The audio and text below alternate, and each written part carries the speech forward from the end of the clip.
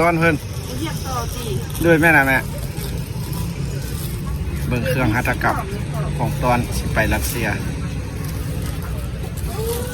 ได้2 อันเอาของตอนลาวเชี่ยวไปลาวได้นะเด็กเอาขอบใจอุดหนุนแม่ซกหมานโดยเอาเนาะได้อันนี้ละในของตอนไปเซรถเดี๋ยวสิพาย่างโอ้หลายแนวพี่น้องมาซื้อเอาก็ได้เด้อดิมีแต่ของหัตถกรรมลาวของสิพาย่างเบิ่งจักน้อยซะนะกองเข้าก็มีเครื่องมีหลายอย่างหลายอันหลายแนวโอ้ยใครมาซื้อเครื่องลาวแล้วมาพี่เด้อหลังพระธาตุหลวงพี่เด้อพี่น้องเลยหัตถกรรมลาวมีทุกชนเผ่านี่เอาก็ซื้อเอาแล้วพี่น้องได้3 อย่างเดี๋ยวสิไปใส่อยู่บ้าน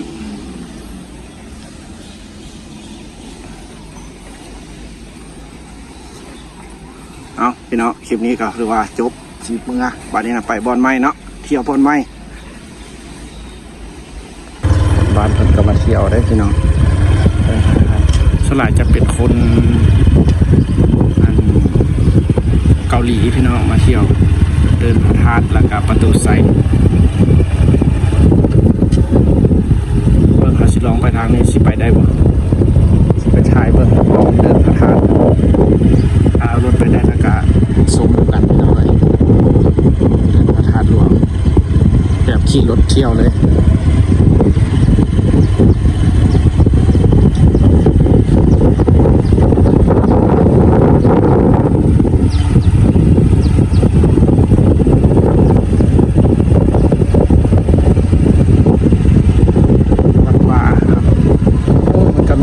มีอย่างให้เข้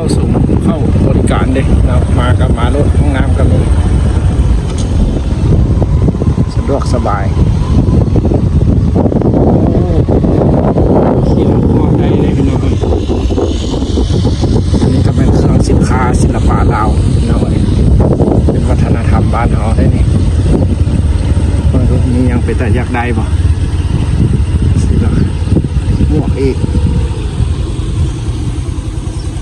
ถุงพายงามแท้ราคาเท่าไหร่วะเข้าเบิ่งกันเด้อให้น้องเด้อซื้อได้อยู่วะคันโบแพงสิซื้อเด้อมันแพงบ่มีเงินซื้อเลยเนี่ย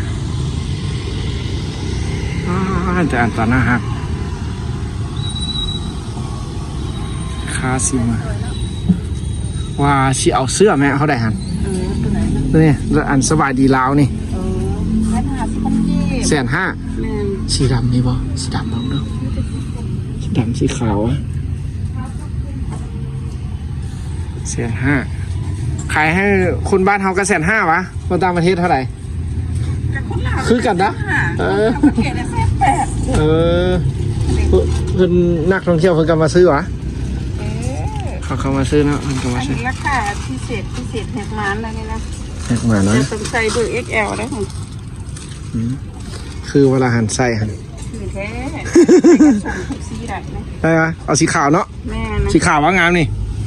ตัวนั้นตีตัวน้อยนะแม่มันมีตัวน้อยตัวใหญ่ ML XL เอาเบอร์ไหนอันนี้เบอร์ L เบอร์ L XL ตัวไหน XL ตัวนั้นก็สิพอดีแล้วบ่ตัวนั้นเอาอยู่โอ้เครื่องมีหลายเฮาสิไทยเบิ่งก่อนเด้อเฮาสิเอาน้ำตัวนึงเป็นเงินนะเนี่ยนี่แม่12 ราศีเด้อแม่นะว้ามันจะกี่ล้านล่ะฮะบ่ฮอดล้านนะอันนี้แพงตี้อันนี้นะอันนี้นะเดือนเก่าวะ750,000กีเดือนจันเพชรไปพบเอาเข้ามาขายให้เอาเบอร์ L วะมีเบอร์ L ซ้ำนี้150,000วะเท่าไหร่แม่150,000กี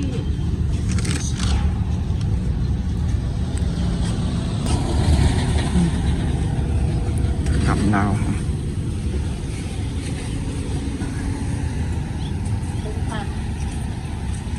ห่านยังบุเปิ้ลนะฮะ มีหลายอ่ะอันนั้นทงหันเท่าไรหันทงฮะ 70,000 กีบ 70ว่าทงฮะ แม่นเด็กที่ลูกจะเอาเข้าเนี่ย 70 คักนะ สบายมี10ข้างในอีก ซื้อไปตอนทนว่าสิไปรัสเซียนี่ โอ้ไปตัด รุดเด้จาก50ซะ เอา พอดีกับเสื้อหัน200,000เอาได้บ่หัน เอามา ไปแฮกมันพอดี200,000 เสือบ่ได้ มาเชียวเบอร์ใดเนาะใจอุดหนุนแม่ซกหมาน ใจหาสวัสดีเดินทาง โดย เอาเส้นสนามกลับมา เอาเนาะได้อันนี้ละในของตอนไปใส่รถนี่หลายอันหลายแนว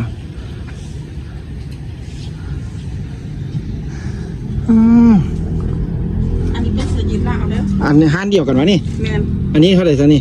อันนี้80,000 10,000 เสื้อยืดลาวอันนี้มีรายการ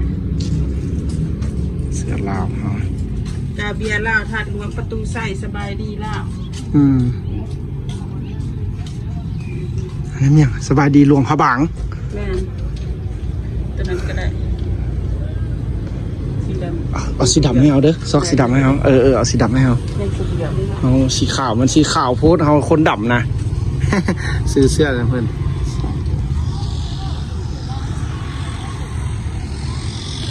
หัตถกรรมลาวพี่น้อง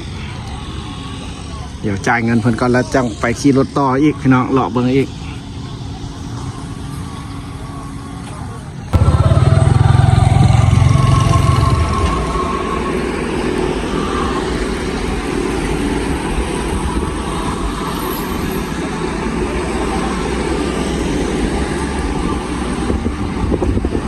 สบายดีทุกคนเด้อบรรยากาศเศร้าๆดินแดนลาวประตูไซใจกลางเวียงจันทน์กับเพลงเย็นๆยามมื้อเช้า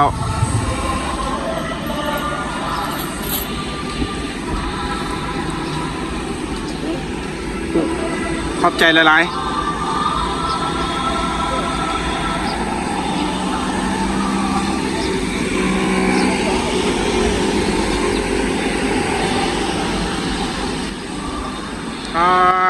งามๆ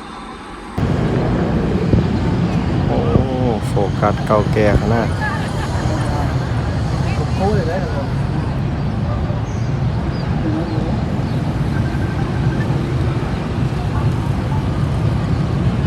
ฮัลโหลด้วยเป็นยังมาแล้วครับ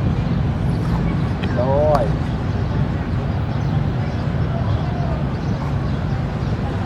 ป้า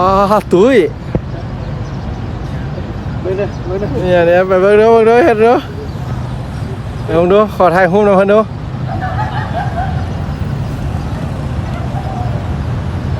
มาลิ้นมาหัวกลับบ้านเฮาเข้าสารกองเข้า ต้นได้อยู่ไกลกันใช่ไหม ต้นอยู่ตอนนี้อยู่ไก่แต่หากอย่างน้อยเพิ่นสิหยับมาหม้อหั่นเพิ่นก็สิย้ายๆโรงเรียนย้ายมาเรียนอยู่แปรเมืองเขาอยู่หั่นล่ะ